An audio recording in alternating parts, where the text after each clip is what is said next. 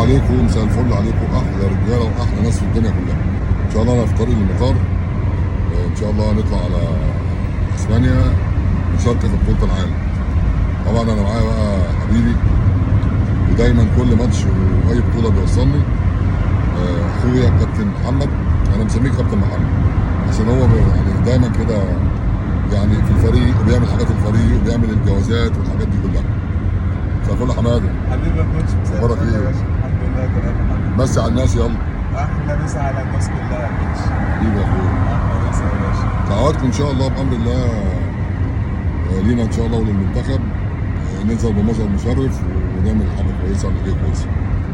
تابعوني بقى عشان ان شاء الله هنعمل كواليس كويسه، وهنعمل اخبار كويسه، وهنعمل حاجات جميله قوي ان شاء الله الموسم ده بامر الله. مش هنفوت حاجه يعني. سلام عليكم.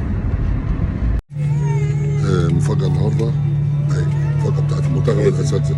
الله يكرمك. منتخب الاساتذه كابتن احمد طه معانا في الفريق. ربنا يكرمه ان شاء الله. والله لولا كابتن سيد والله العظيم ما كنت دخلت ولا كنت عملت حاجه. ربنا يكرمه يا رب ويجازيه خير. تحيه كابتن احمد الصاوي، وادعوا لنا يا جماعه. السلام عليكم.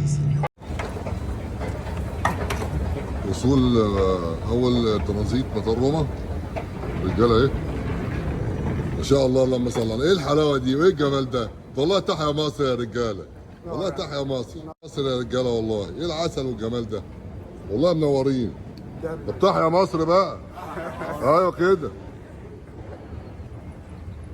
كابتن اسامه حبيبي فل يا قائد ايجيبت، يا قائد. تحيا مصر. تحيا مصر. اهو بنطمنكم علينا. تحيا مصر يا كابتن سيد، وان شاء الله ده حبيبي. سعيد، مجند جميل، العتبه، نوفل، تنين، القائد حبيب قلبي كابتن وائل الحمدي. مفاجأة منتخب مصر، مفاجأة منتخب مصر. حماده اهو تمام. بنطمنكم دي اول طياره ان شاء الله مطار روما. وبعد كده هنعمل ترانزيت هنا 3 ساعات، وبعدين ناخد الطياره الثانيه على اسبانيا. دعواتكم. طب يا جماعه احييكم، وانا كابتن عادل اهو. الحمد لله على السلامه يا كابتن. الله يسلمك حبيبي. على برشلونه دلوقتي، وان شاء الله هاخد الباص على سانتيزانا باذن الله حوالي 40 دقيقه تقريبا. تمام كده. باذن الله. دعواتكم. قد ايه الموضوع مرهق يا جماعه فوق ما تتخيلوا، ومتعب جدا فوق ما تتخيلوا. يعني احنا لسه ما وصلناش، ومسافرين من امبارح بالليل الساعه 11 لحد دلوقتي ولسه ما وصلناش. طبعا الناس عامله رجيم وناس تلعب بكره، والموضوع صعب. بس دعواتكم معانا وربنا كريم ان شاء الله. احنا بس بنطمنكم عشان في ناس ما بنعرفش نتواصل معاها، فبنخشوا على الفيس، فقلنا ان احنا يعني نوصل لكم الخبر. دعواتكم معانا ان شاء الله. الحمد لله على السلامه. الله يسلمك يا كابتن. الله يسلمك. الفريق موجود اهو.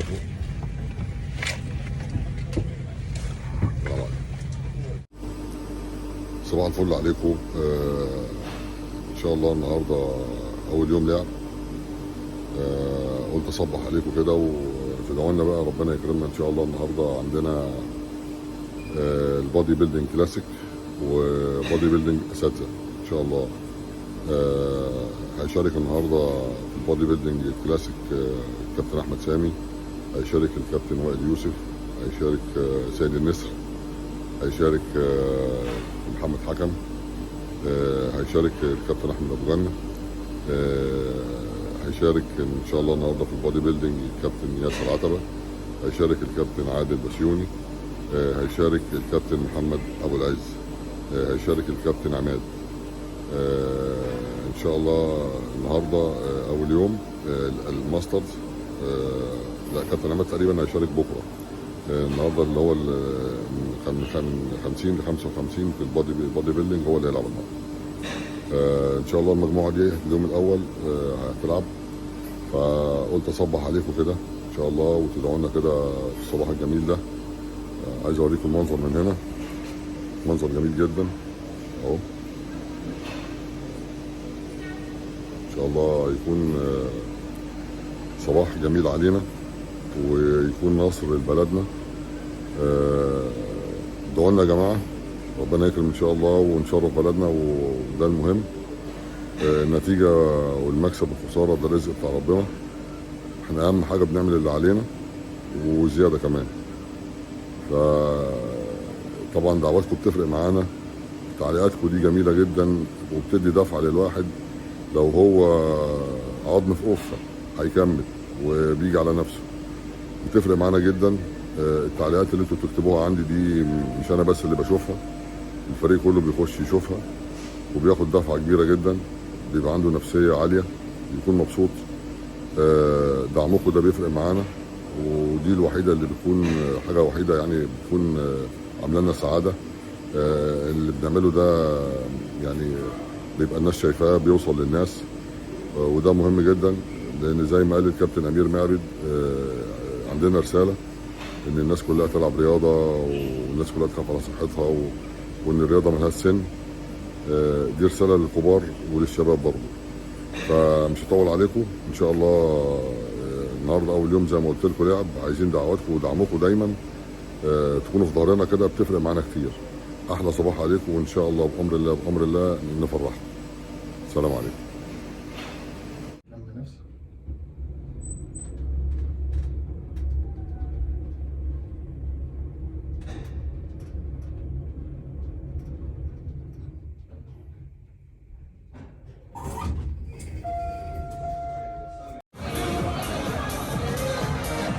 الستيج يا جماعه بتاع بطوله العالم اهو.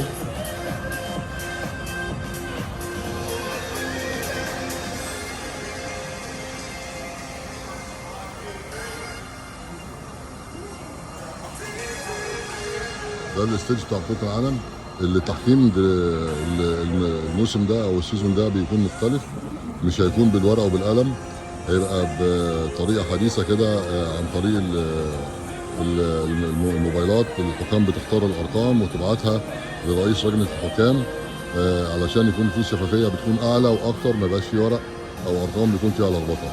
يعني كل حكم بيكون معاه الرقم، يشوف اللاعب بيديله رقم او بيديله النتيجه بتاعته، وبيبدا يعني النتيجه بيكون فيها شفافيه طبعا اكتر كتير. دي الكواليس اهي بوريها لكم زي ما انتم شايفين. ده الباك ستيج، هنا الدي جي، ده المسرح بتطلع منه اللعيبه. هنا ده التان اللي بيعمل تان وبيترش هنا كده زي ما انتم شايفين.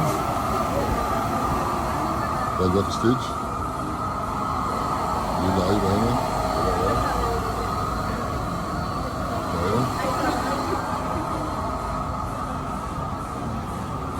ده الباك ستيج. عملنا لكم كده ايه صوره مبسطه عشان تبقوا برضو يعني بنعيشكم في الموضوع معانا يعني. يلا سلام عليكم، دعواتكم بقى. دي كواليس المسرح يا جماعه زي ما انتم شايفين كده. كواليس المسرح. خليكم معانا برضو نجيب لكم الصوره كده وتشوفوا الدنيا ماشيه عامله ازاي. زي ما انتم شايفين كده ابطال اللعيبه. طبعا الماتش فيه سيدات ورجال، احنا مش قاصدين حاجه. ان شاء الله مستوى يعني زي ما انتم شايفين يعني دبابات.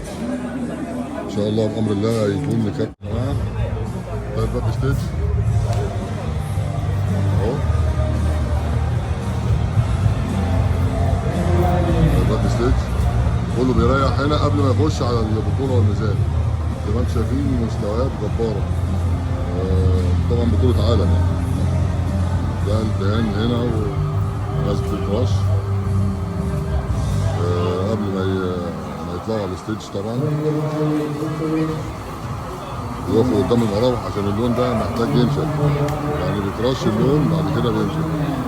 هنا الميوزك وده المسرح اهو. البطوله شغاله عشان تبقوا عارفين، الماتش شغال، يعني الماتش دلوقتي شغال زي ما انتم شايفين كده. التحكيم الماتش شغال اهو. ده عرض فردي لميزان اهو. ده التحكيم اللي انا قلت عليه. ماتش زحمه جدا عشان تبقوا عارفين. مستويات قويه فوق الخيال. مستويات قويه جدا.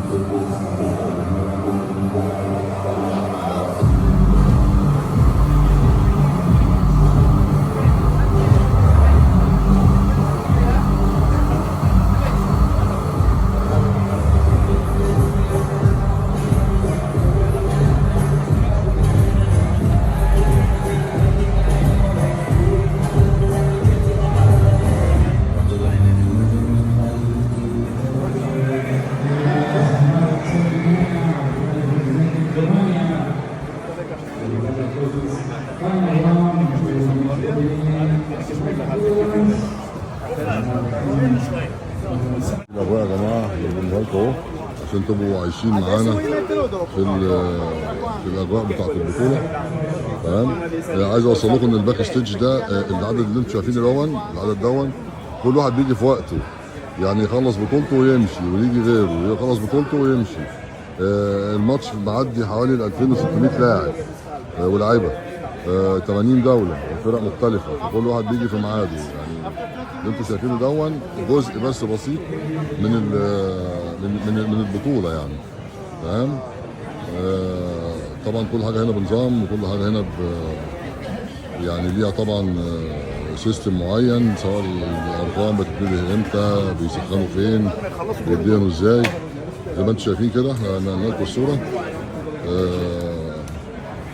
والله انا بحاول انقل لكم كل حاجه علشان تبقوا معانا في الاجواء. دول كتير موجوده. بصوا برضه، بصوا الباك ستيج عامل ازاي بقى اهو. كده جزء وادي كده جزء وادي جزء هناك. موضوع يعني ما تفكروش ان الموضوع سهل، يعني الموضوع بيكون صعب جدا جدا جدا. موضوع صعب فوق ما تتخيل، ولكن ربنا كريم. بطولة عالم كبيرة، كون مصر تكون مشاركة فيها وتحقق فيها طبعا فخر وشرف لينا كلنا. ان شاء الله خير، وهحاول اوصل لكم برضو اي معلومة او اي حاجة جديدة. انا هحاول. طبعا السيدات بقى بيحطوا المكياج واللي بيتحمل، يعني الموضوع برضو بالنسبة لهم لعبة برضو مسؤولية، ولازم تطلع بشكل كويس ومظهر جميل. لازم تشوفه بتتمرن كده، لازم تلعب رفرفة او تسخن الكتاف، لازم تحمل اكل معين عشان تظهر بمستوى يكسبها يعني. اي حد بيتاخر بيترفع له لائحه زي دي كده، بيترفع له لوحه زي دي كده برقمه، علشان ما ينفعش يطلع غير لما يكون موجود. طبعا نظام فوق الوصف وفوق الخيال، نظام ممتاز جدا. نقلنا لكم الصوره ان شاء الله، نوريكم اي حاجه واي جديد اول باول.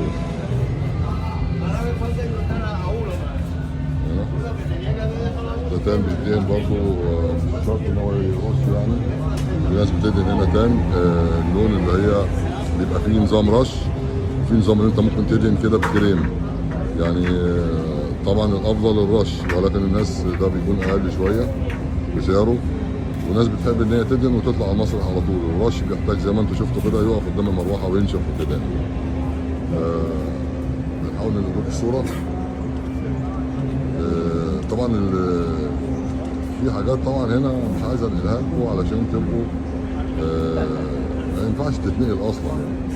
المهم يلا قول لي كده بقى احسن، الموضوع هيتطور.